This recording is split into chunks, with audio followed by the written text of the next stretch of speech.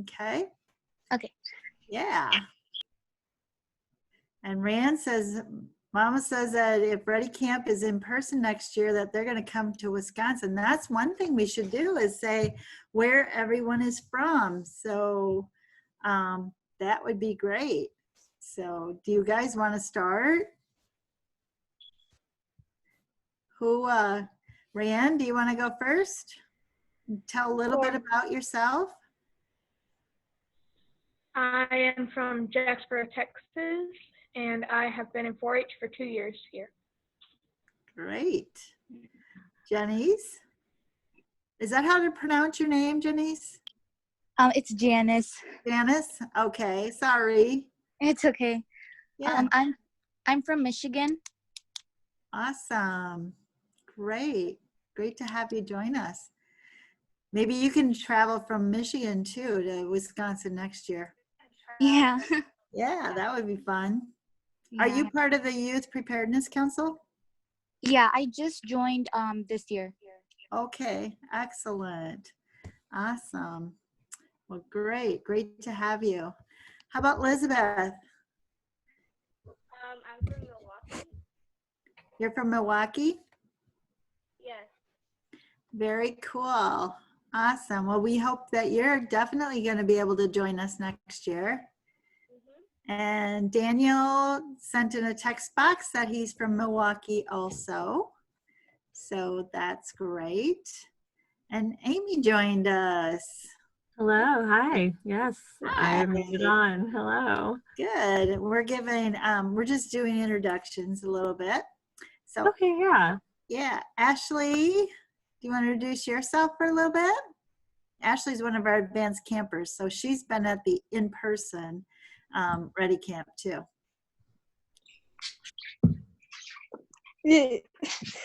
Okay. I'm still from Milwaukee, Wisconsin. Yeah. Yeah, you haven't moved any, huh? No. Yeah. All right. Sounds great. And as we get going, we're hoping to have like a mentor program. So Ashley, maybe you could help the people from the Milwaukee area to, you know, with questions. We could connect you as we get going. That would be cool. Yeah. Okay. Sounds great. Lexian?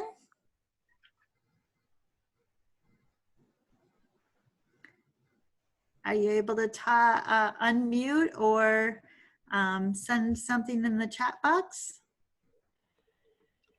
You should be able to unmute.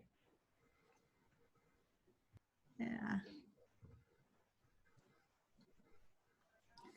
Hi.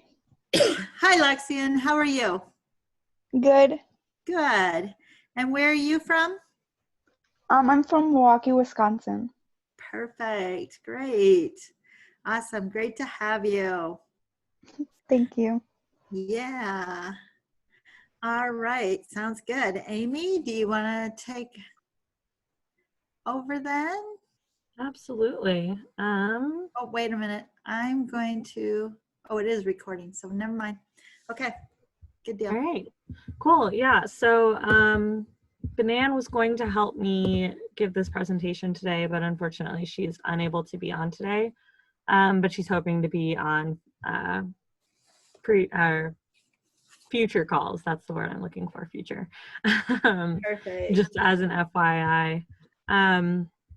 But yeah, so I will go ahead and take it up. It looks like we have a small group or smaller group today, which is actually really good for what I want to do, since I want to do a lot more like discussion.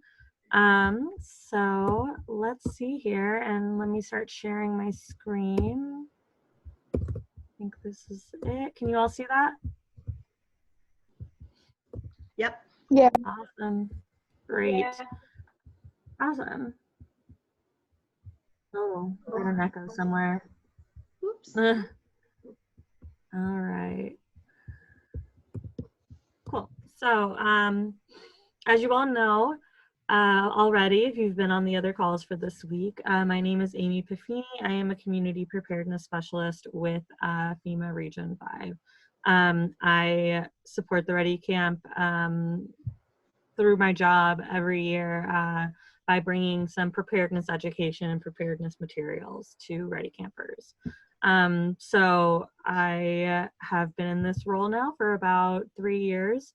We work very closely with other organizations across our region, Region 5, to help promote preparedness, especially youth preparedness, because we believe that youth preparedness is obviously, I mean, it's very, very important if we're talking about building a culture of preparedness in the country. So yeah, that's just a little introduction about me. And then what I guess before I get into it, what I'm going to do today, since we're focusing on individual preparedness today and emergency preparedness, is I have a slideshow that I made up for everybody to see that's just got a bunch of preparedness information in it. It's going to be a lot of info, but I can always give the slide to MJ and we can get it downloaded online or wherever for you to download it if you want the information later. And I'll also be giving you some resources that we can link as well to make sure that you all can access everything that we talk about today. So moving into the PowerPoint presentation first, just kind of talking a little bit like I just was saying about what we do with FEMA Region 5. So FEMA is actually national. It stands for the Federal Emergency Management Agency.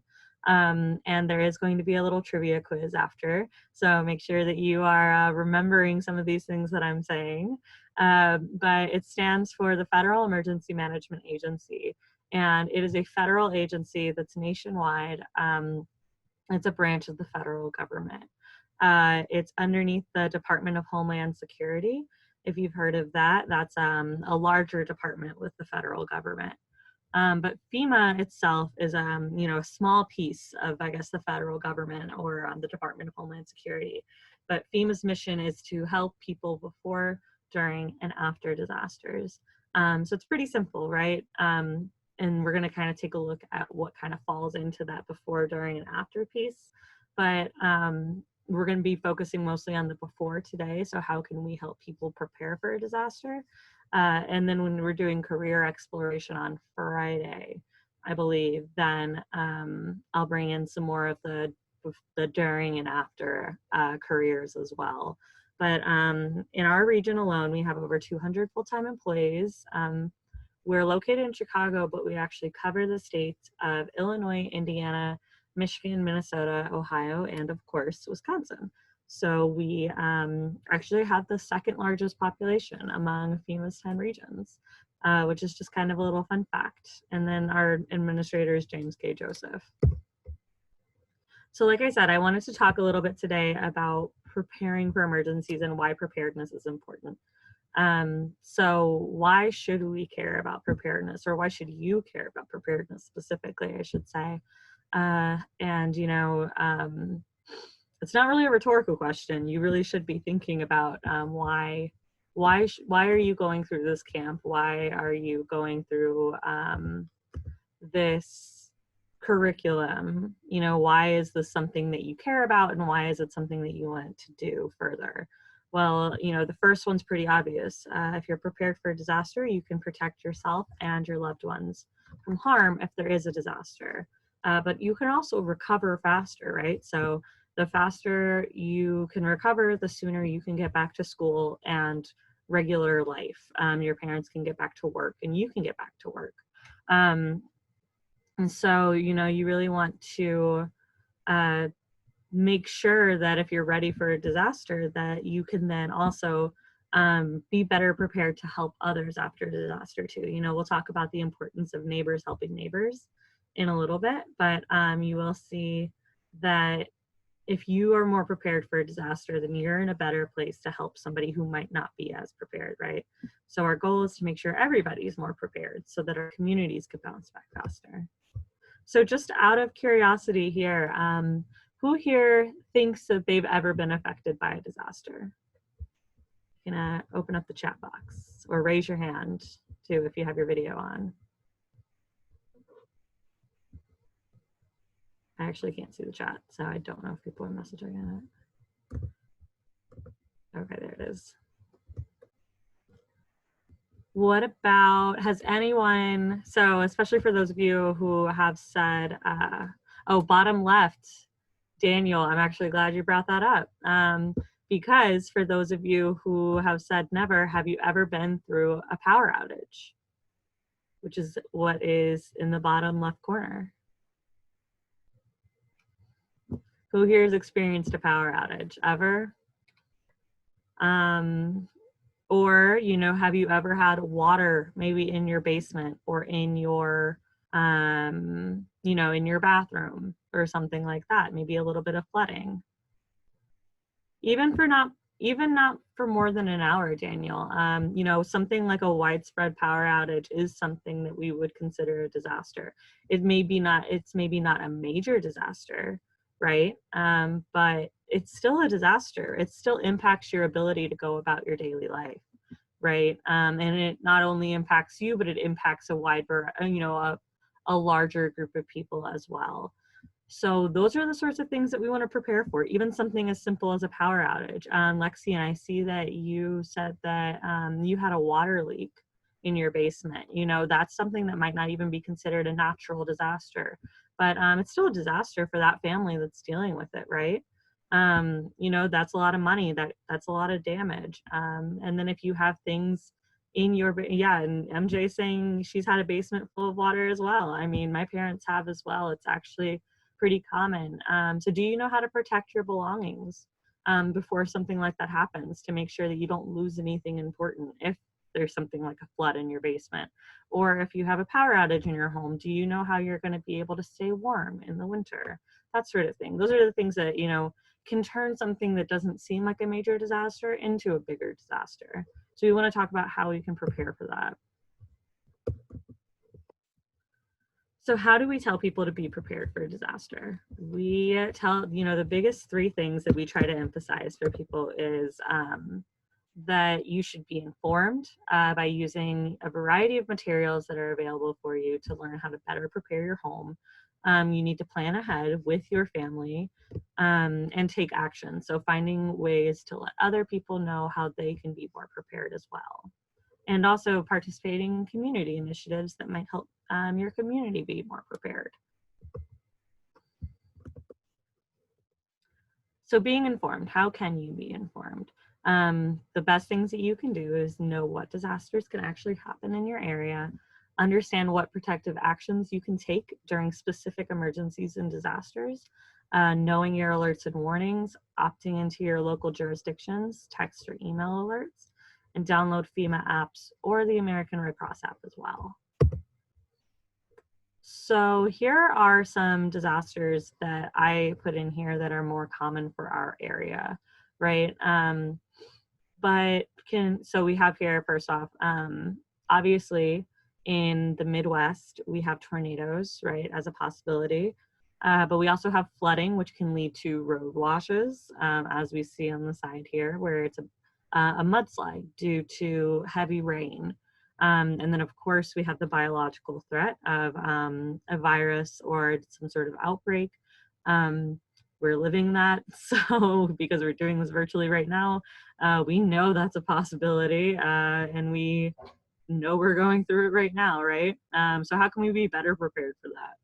And then also power outages can happen anywhere. It doesn't matter where you are in the country. Can anyone think of anything else that might happen where you are?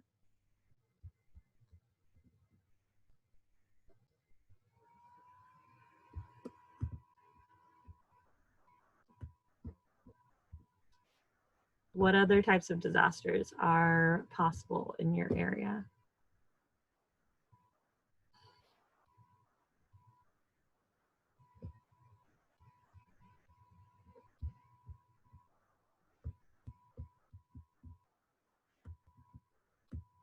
You're right. So severe thunderstorms, those can happen pretty much anywhere, right, in the country, and they can happen.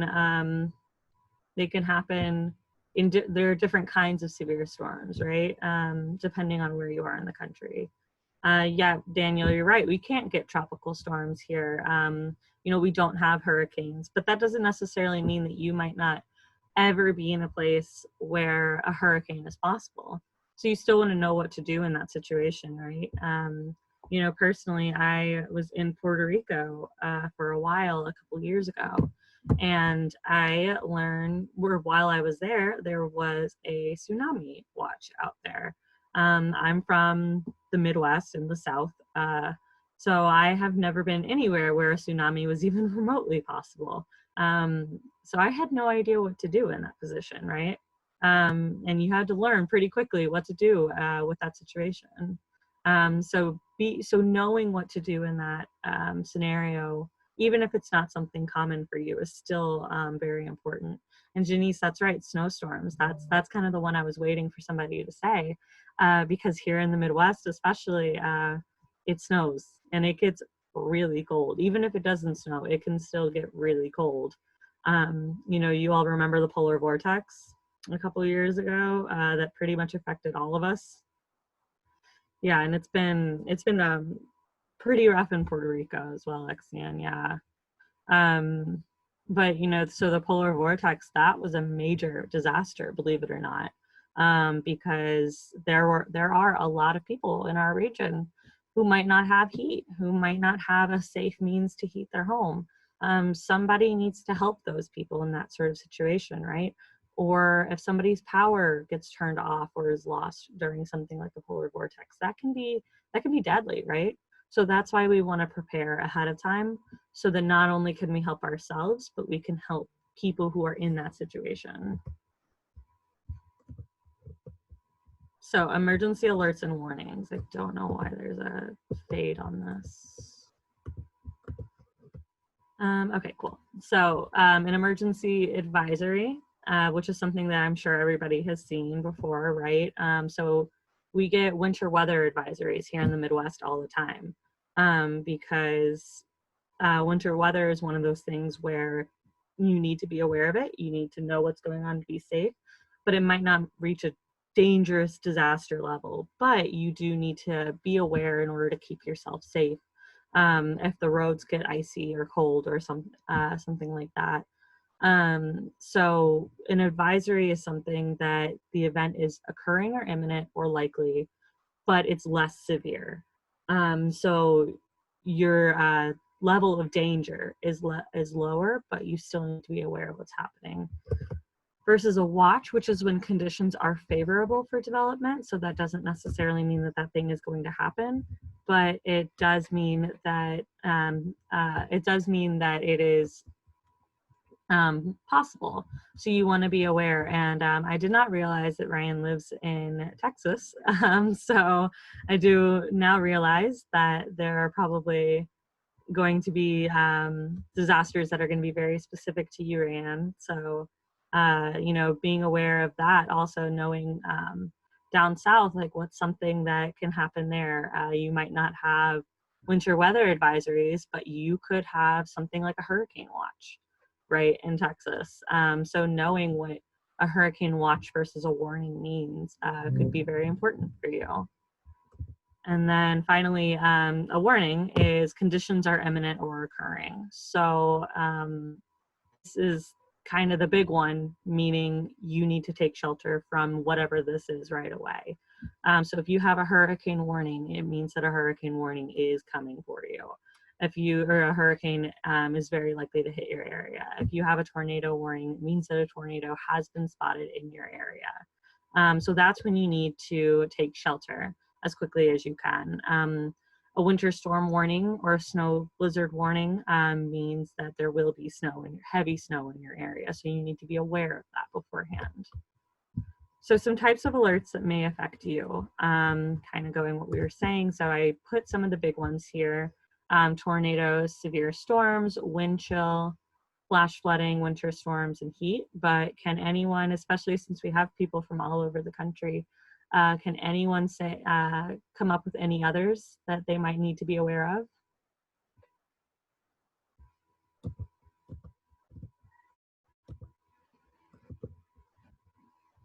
Heat waves is big, yeah. So that falls under heat advisory and warning. Hail as well, yeah. Hail can be very damaging too in certain areas. Yeah, and drought. especially out in areas like Texas, actually. You can have very long periods of time without water. And then that, that's the time when you need to make sure that you have enough water in your home in case, you end up having to turn your water off for whatever reason. Great. So just, I'm going through a few, can you get on? Okay. So, sorry, y'all, I'm staying with my parents. So, anyways, I just went through a few, some emergency protocols again for some of the big disasters that can kind of happen all over the country. And oh yeah, Damien, I just saw that you mentioned sandstorms as well. That's actually very big. One time I was in Phoenix on a connecting flight, and there was a sandstorm coming, and our connecting flight ended up getting delayed like 3 hours because the sandstorm came through, and we were sitting in the airport watching it kind of just coming. It's pretty wild. But if anyone here is ever traveling in a more desert area, then that's something you should be aware of, right? If you're ever in Nevada or Arizona, or any area around there. I'm going too fast. Okay, so looking at a few of the big ones, flood safety. So one of the biggest things that you need to remember in a flash flood situation is never, ever, ever, ever drive through standing water. If you see water that looks, if you see water that's standing in an area that might only look like it's a few inches deep, it doesn't matter. You should absolutely never drive or try to walk through it as well, for several reasons. So if you try to drive through flooded areas, it's very possible that that water is actually much deeper than it looks. So there's a very real possibility of your car getting stuck in it. And it doesn't take much water actually to flood a car, believe it or not. It really only takes a couple inches for it to get into your engine, and then you're stuck. And then that goes into also never walking through flooded water as well, because even if it doesn't look like it, that water could be rushing. And if water is rushing, it can even if it's just a few inches, again, it can very easily sweep you off your feet. So you want to avoid floodwaters at all costs. Instead, you want to get to higher ground as quickly as you can, whether that be in your home or in someone else's home if you do need to end up evacuating. If your own home ends up taking on water, finding a way to get to higher ground is very important. And then, like I said, don't drive or walk through standing water, and stay informed. Some tornado protective actions. If you're ever under a tornado warning, make sure that you are going to some form of a safe room, basement or storm cellar. Not everybody may have a basement or a cellar. So what you would want to do is you want to get to an interior room of whatever structure you're in. That could be a bathroom or a closet, whatever room is in the closest to the middle of your home as you possibly can get, and whatever room is on the lowest level. The big thing that you want to make sure is that you are on the lowest level of your home, and you are staying away from all windows, doors, and outside walls. If you are outside and you can get safely into a sturdy building, you want to make sure that you can do so immediately. Under no circumstances should you go under an overpass or bridge to seek shelter. That actually, a lot of people, that's kind of your first instinct, right, to go under something. But actually, if you go under an overpass or bridge, it's far more dangerous because debris it's much easier for debris to hit you at a faster speed. So instead, you want to go into something like a ditch. If you're outside and you can't seek shelter immediately, go into a ditch or a low-lying area of wherever you are. And then you want to use your arms and your hands to protect yourself. And power outages. So remember, everybody, or most people here, have experienced some type of a power outage before, right? So some things that you can do to protect yourself during a power outage.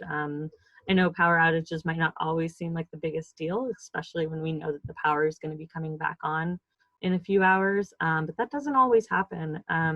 My family actually, in a windstorm about 10 years ago now, lost power for over a week. And there were some places in my city that lost power for 2 weeks because it was just such a widespread power outage. So some things that you want to make sure that you're doing just in case a power outage ever goes longer. You want to keep your freezers and your refrigerators closed to protect your food. Only use generators outdoors and never bring them near the windows. Do not use your gas stove to heat your home. That I'll talk about that again in a minute because it's very important, because that actually puts you at a very high risk for fires. Disconnect all of your appliances and use your alternate plans for refrigerating medicine or dependent medical devices. So making sure that you have something ready just in case. And then if safe, and if this is going to go on longer, make sure that you have an alternate location for heat or cooling that you can go to if necessary. And then finally, check on your neighbors. You know, some of you might have elderly neighbors who live alone, or maybe you know that your neighbor doesn't have access to a generator or a way to stay cool. Check on them just to make sure, right? And we want to make sure that we're taking care of everyone. So some general home and safety tips for you. Making sure that you install your smoke, carbon monoxide, and natural gas alarms in your homes, and you want to test them monthly. I reiterated that, that's actually a typo, but you do want to test them monthly. And eliminate all of your common electrical fire hazards around your home and property. I'll talk about that in a minute. But always check your fire extinguishers and know how to turn off utilities like gas in your home, or in this case, making sure that your parents know how to turn those things off. So, you know, that's something that you can always just ask your parents or your, you know, whoever you live with. Hey, you know, do you know how to turn off natural gas? And so Daniel's asking natural gas, what does that mean? So in your home, you have what's called a gas line that runs natural gas to your home. We use natural gas for a lot of things. A lot of homes use their natural gas for heating. It's what runs your heater. And a lot of homes also have what we call gas stoves, which means that the stove actually runs on a type of natural gas that runs out of that gas line. So in the event of a disaster or an emergency where that gas line might be compromised, we want to make sure that we know how to turn it off if need be. So that's the sort of thing that you can ask your parents and say, you know, hey, do you all know how to turn this off just in case? Because there can be a situation where you might need to have that turned off. So some common home fires, things that you can look, you know, I'm not trying to scare you all or make you think that you see a fire hazard everywhere in your home. I'm just trying to say, like, these are some things, hey, to look out for to make sure that your home is as safe as possible, right? So don't plug power strips into another power strip. I've been tempted to do that before, but it doesn't work out.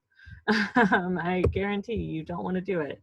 Untangled cords, so you don't want to have a bunch of cords laying on top of each other.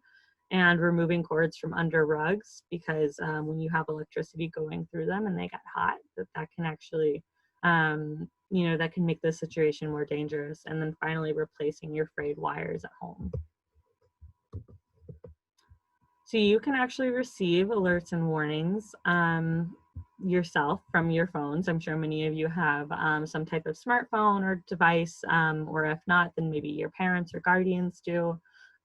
These are just a couple apps that you can download. So there's the FEMA app and the Red Cross Emergency app that will send alerts to you if there's ever some sort of emergency situation in your area. And then you can also opt into your local alerts and warnings, which will send you push notifications. So some additional fire safety, you know, some things to keep in mind, making sure that you have an emergency evacuation plan for your home. Making sure that your fire extinguishers are checked regularly, which you actually will be getting more information on in a coming week, I believe. There will be a fire safety week, right, MJ? Yeah, so, you know, these are just some things to consider before you go into that as well. But you'll be getting more 2 info on weeks that from as now. well. 2 weeks from now? Okay. Yeah, not next week, the week after that is fire safety. Awesome, thank you. Yep. Okay, so planning ahead. So making a family emergency plan is very, very important as well. So there are a ton of templates out there that you can actually just download for free and give to your parents and work on with your parents or your, whoever you live with. So in your emergency plans, you want to put together a plan that everyone in the household knows what to do in case of an emergency. That includes identifying responsibilities for each person as well. You know, maybe one person is supposed to take head count and one person is supposed to grab the emergency supplies and one person's supposed to grab the water. Things like that you want to make sure everybody has a designated role and knows what they're supposed to do. You want to consider the specific needs for those in your household, and you want to have 2 designated meetup locations for your home, so one primary and one backup. And finally, you want to practice this regularly. So like I said, there's a bunch of templates out there that you can download for free, and I'll give you some that you can just go through with the members of your household to make sure that everyone in your home knows what to do. So some things to consider for you and your families, having backup childcare and pet care plans. I'm sure many of you have pets at home. Rayanne, I know you do because I keep seeing the cat. So making sure that you have a backup plan for that pet, right? That's very important. Or planning for any special needs, such as family members who might have medications, or maybe someone in your household is expecting a child. Those bring on a bunch of different needs that you want to plan for. Making sure that you have an evacuation and a shelter plan in place, and knowing the plans, the emergency response plans for other places that you frequently visit. So some other home preparedness tips, getting into making a kit specifically. You want to be able to gather basic life essentials from around your home. You might not even have to go to the store to get some of these things. A lot of these supplies for an emergency kit are actually probably laying around your house right now. It's just a matter of getting them all together into one place and then storing it somewhere where it's accessible and easy to find, making sure that everyone in the household knows where it is, updating your kit every year. That's very important because you don't want things to expire or batteries to go bad, things like that. And you can make it fun for younger children in your home. So you might have siblings who, or you might have younger siblings who might take an interest in it. So you can kind of make it like a game for them, right? To help them gather up the things that they need, that you might need in your home. So building a kit. We've got, the basics here. So including enough food, water, and medical supplies for your needs in it. You want your shelter in place kit to last at least 72 hours because that is the average amount of time that it can take for first responders to reach you in a very serious emergency situation. Now, that being said, that messaging can actually vary across the country. So since we have people from all over the country on this call, I do want to make sure that you are tuning into what your local emergency managers may say as well. So for example, Rayanne, if you are in Texas, if you're near the coast, some of that messaging can be a week or longer. So making sure that you are plugging into what local officials are telling you to do. On the West Coast, it's actually, you should have enough supplies to last you for 2 weeks. And that's because they are at a high risk of things like fires, earthquakes, and tsunamis, and typhoons. So they have a higher risk of potential large-scale disasters that could overwhelm emergency workers. So they need to have more supplies for longer. But here in the Midwest, our general language is 72 hours. Check that chat.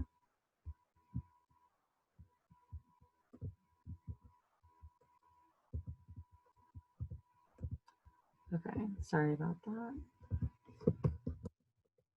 All right, so some kit basics, having non-perishable food plus a can opener, because your canned food's not gonna get you very far if you don't have a can opener, right? Making sure you have water.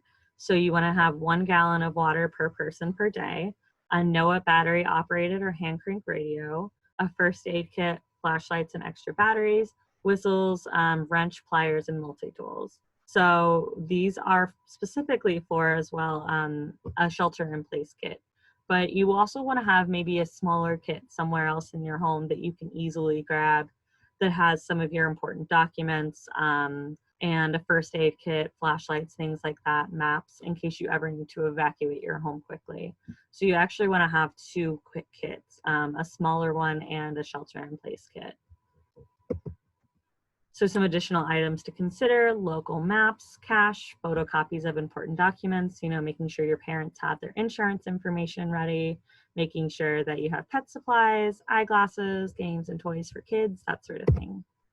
And then finally, also pet preparedness, so making sure that you have everything ready for your pets as well.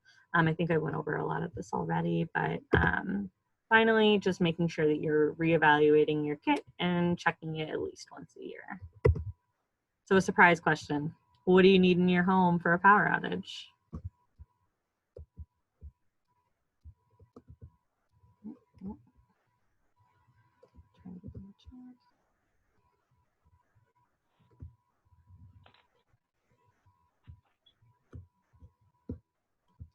Flashlight, yeah, definitely, right away, right?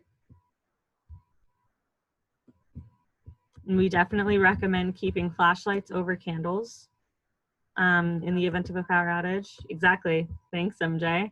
Candles are not ideal because they can actually lead to an even bigger disaster, right? Can anyone else think of something that you might want to have in a power outage? A sleeping bag, right? You might want to have everybody sleeping in one room, especially if you are in a power outage in the winter. And maybe you have a room that has a fireplace or something, so everyone can all sleep together in a place that's safe. An alternate plan? Oh, somebody's talking, but I can't seem to hear you.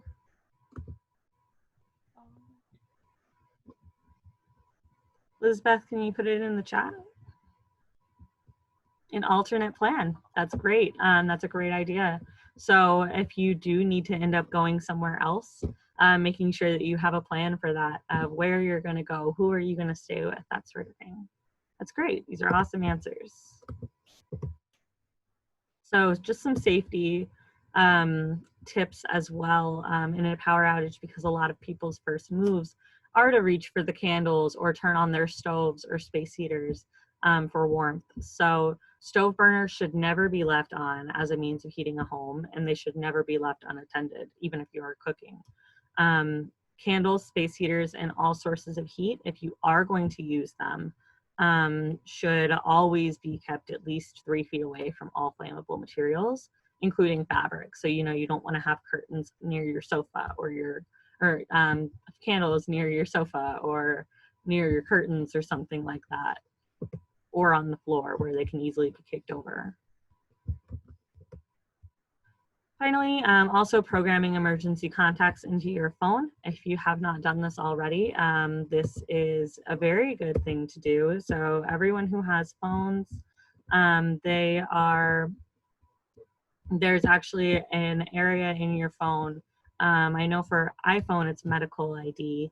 And you can actually go in there and program things like what you're allergic to, or emergency contacts, medical conditions, things like that.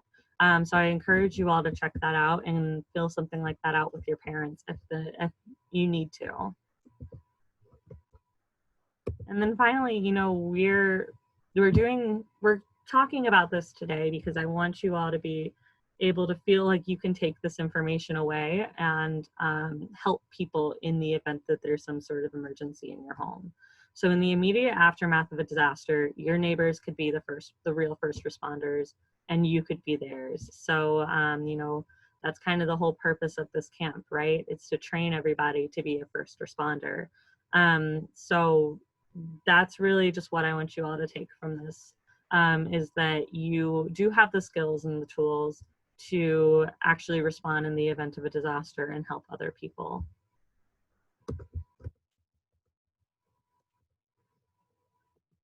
All right, and then finally, there are some things that you can do after a disaster or before a disaster to help prepare your community and make it stronger. So for example, you can consider joining local volunteer programs. You can encourage your friends and your neighbors to prepare. And also one important thing is donating responsibly following a disaster.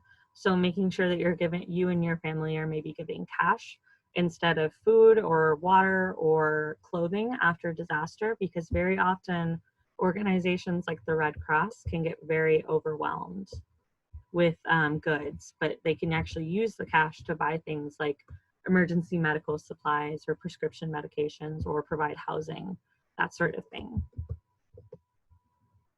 So specifically preparedness for youth, if any of you have younger siblings, there is a disaster preparedness activity book that you can walk through with your younger siblings if you ever feel so inclined. And it's a fun activity to kind of do with your younger siblings who might just now be learning about disaster preparedness as well. And then I spoke yesterday about the youth preparedness councils. And again, anyone who is interested is welcome to contact me if they ever want any more information about that. And then there's also a program online, You Are the Help Until Help Arrives, that teaches first care. I put the link in here that you can check out, but this is a good thing to show your parents or maybe older brothers and sisters as well. And then here's ready.gov. There are some other sources as well. For example, the American Red Cross website that you can go to get the materials that I talked about and find more information. And then there's my contact info. Great. So I'm going to see how, we've got about 15 minutes left, right, MJ?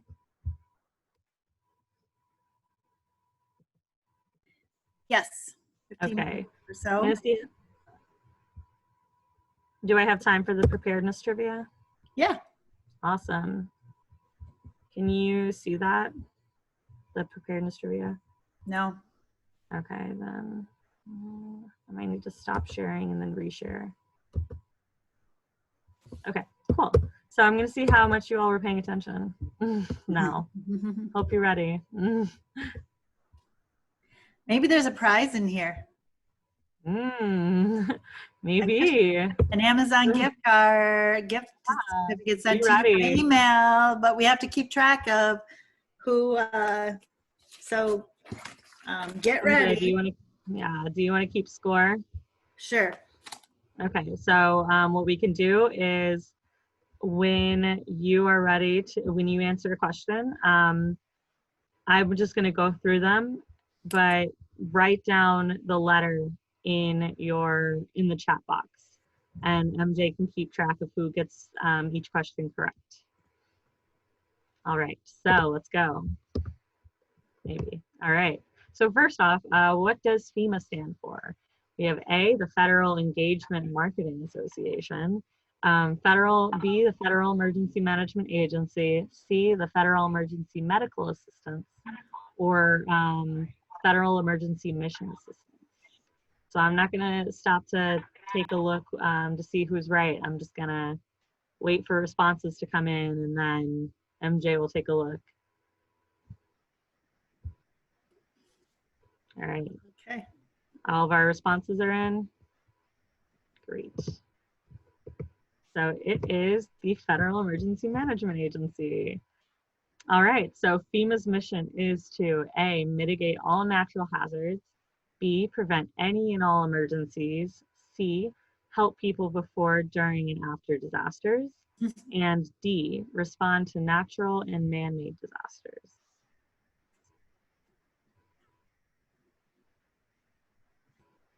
I feel like we need the Jeopardy theme song or something. Yeah, you get do, do, do, do, Yeah. do, do. So, all right, I've got 14 responses in, so I think that's everyone. All right, so it's going to be C, helping people before, during, and after disasters.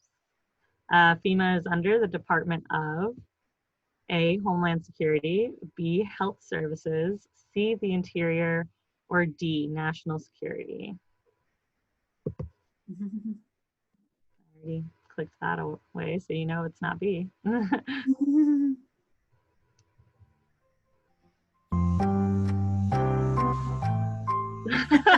Thanks, John. There you go. All right. Okay. That's going to be A, Homeland Security.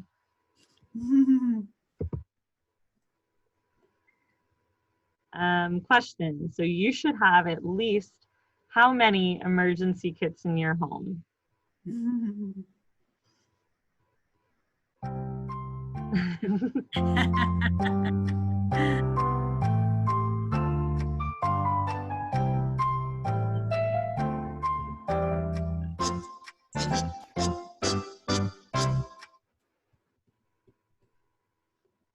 All right. So we wait, and I'm trying to wait until I see there's no one else typing, and then we. All right.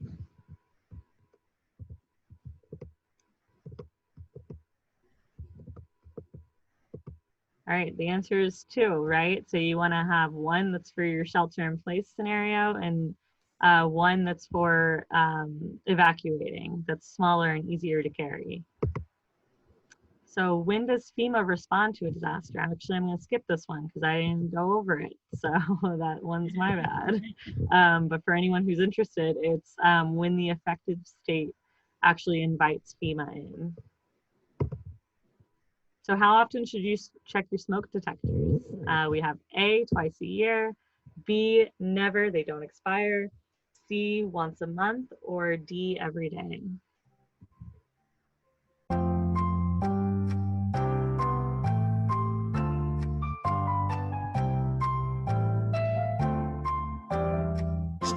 I think that's everyone.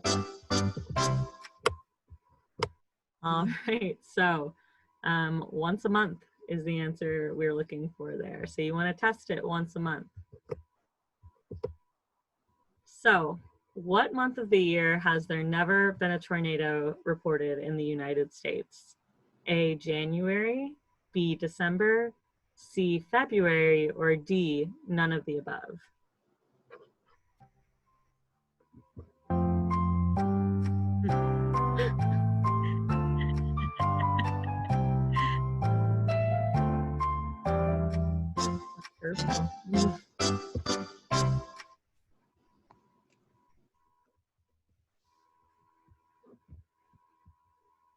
All right. So the answer is actually D, none of the above. So that one can kind of sometimes trip people up because, you want to say that it's one of the winter months, right?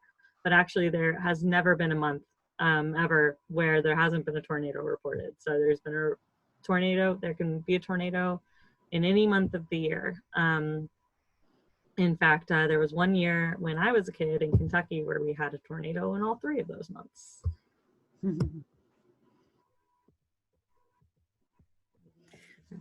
Amy?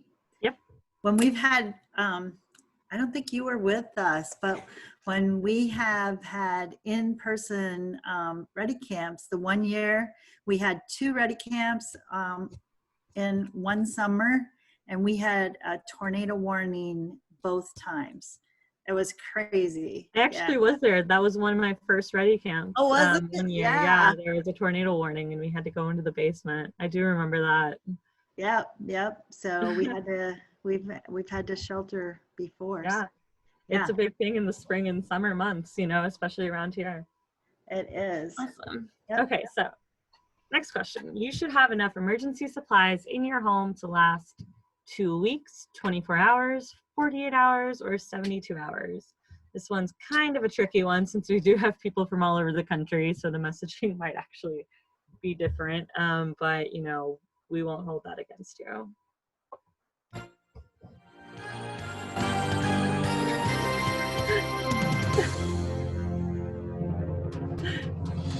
Great mix up there. The answer for those of us here in the Midwest is 72 hours. Okay, so now there's a tornado warning. All right, what should you do? You can either stay inside and continue to monitor the weather in case it gets worse, you should seek shelter immediately. Nothing, since it's just a warning, doesn't mean that there's an actual tornado. Or D, go to the window and try and see the tornado. Looking at some of you.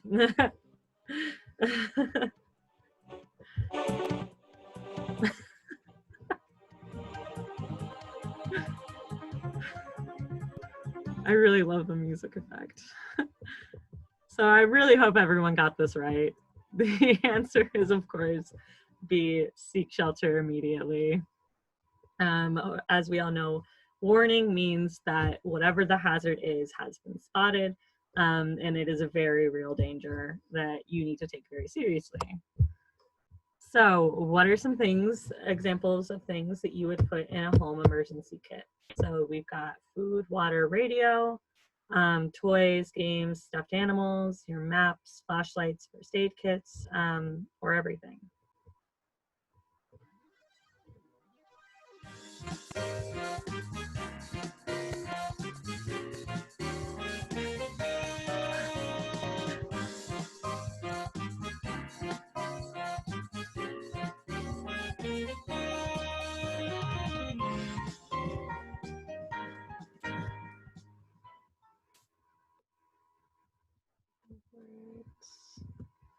All right, looks like we've got, still waiting.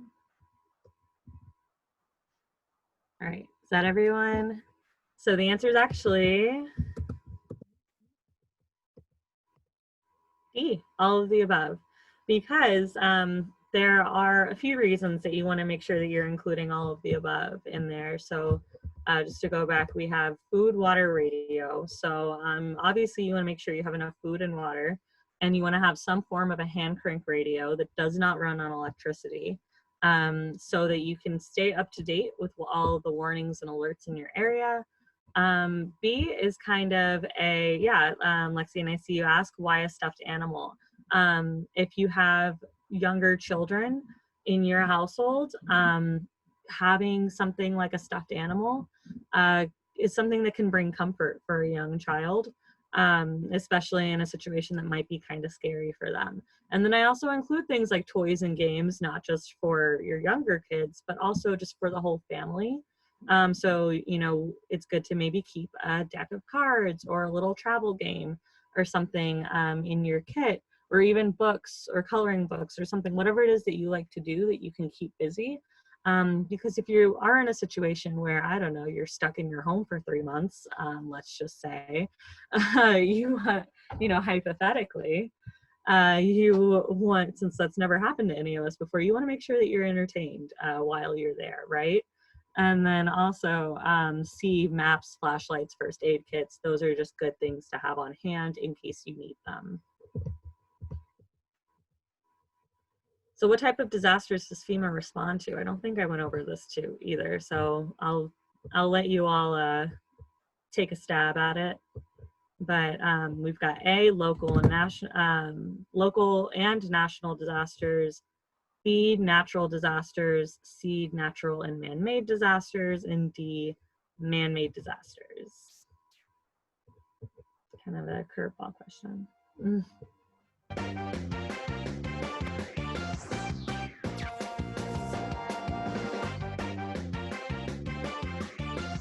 Yeah, so the answer, if everybody is answered yet.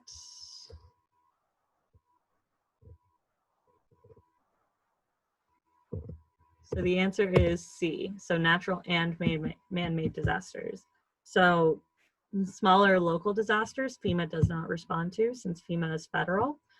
Federal means that it's, you know, the national government, right? So FEMA only responds to things that are beyond the ability of the state and local governments to handle. What is the best way to stay warm during a brief power outage? Everyone should get this right.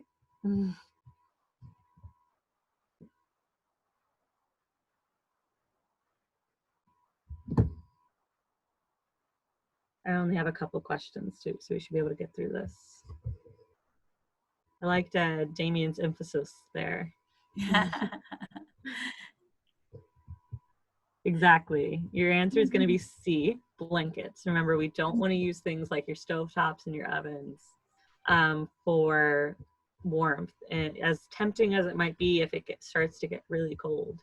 If it ever gets to a dangerous level of cold, that's when you just want to go somewhere else, whether it's a local shelter or a family or friend's home. Your family should designate one primary location for outside the home, one person to maintain all emergency supplies, and a secondary meeting location for the primary in case the primary is not accessible, or the ANC.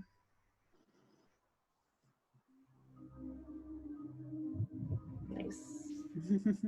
You all paid close attention.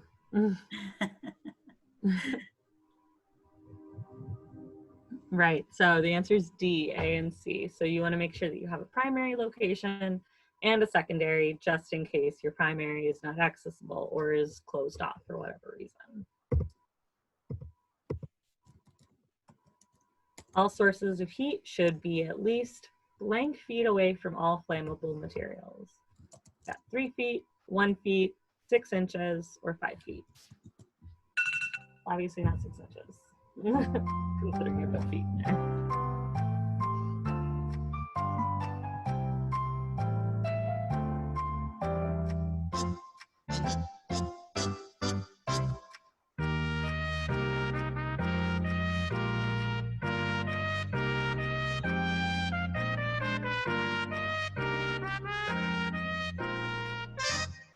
All right.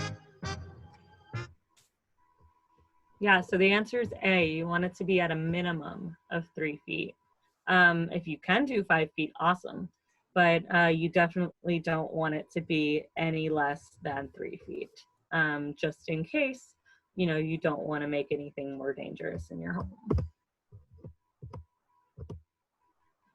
And finally, to find more emergency preparedness information, you can go to, and here are some resources: ready.gov, Red Cross, state and local EM, or all of the above. And just as an FYI, EM stands for emergency management.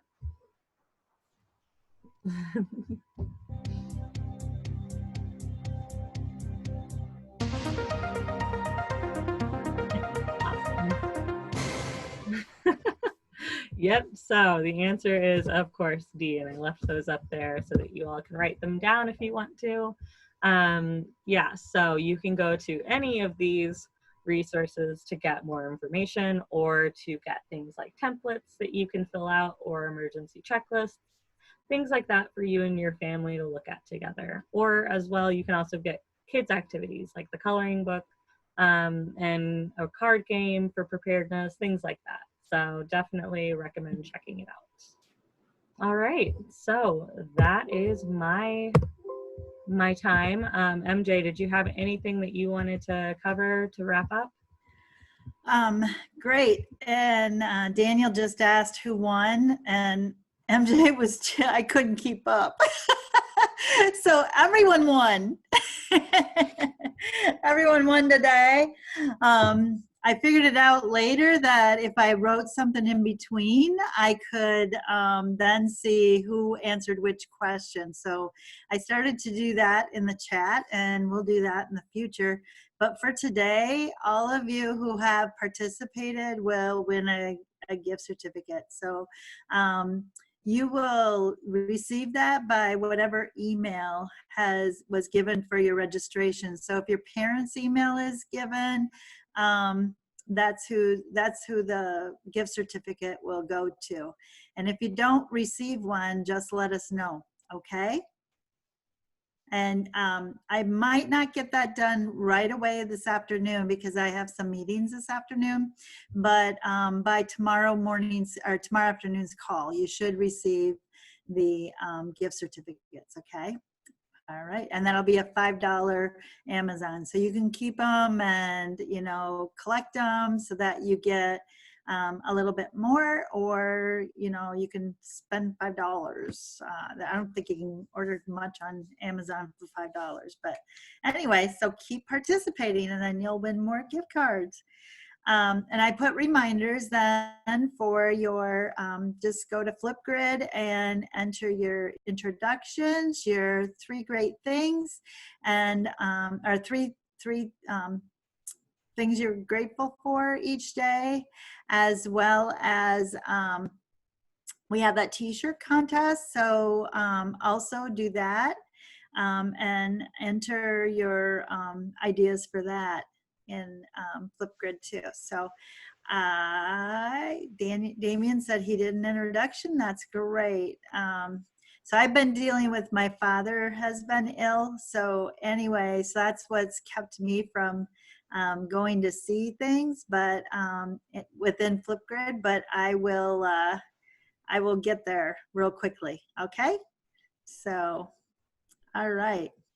Thanks. Everyone's like, okay, so which Flipgrid for the t-shirt?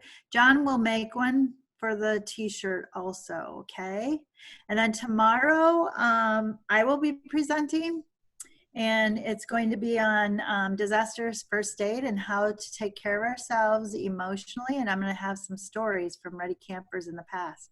So join us again tomorrow. We'd love to have you all join. And some of you had mentioned your cousins or friends who would like to join. And Rayanne's cousin is actually joining with her.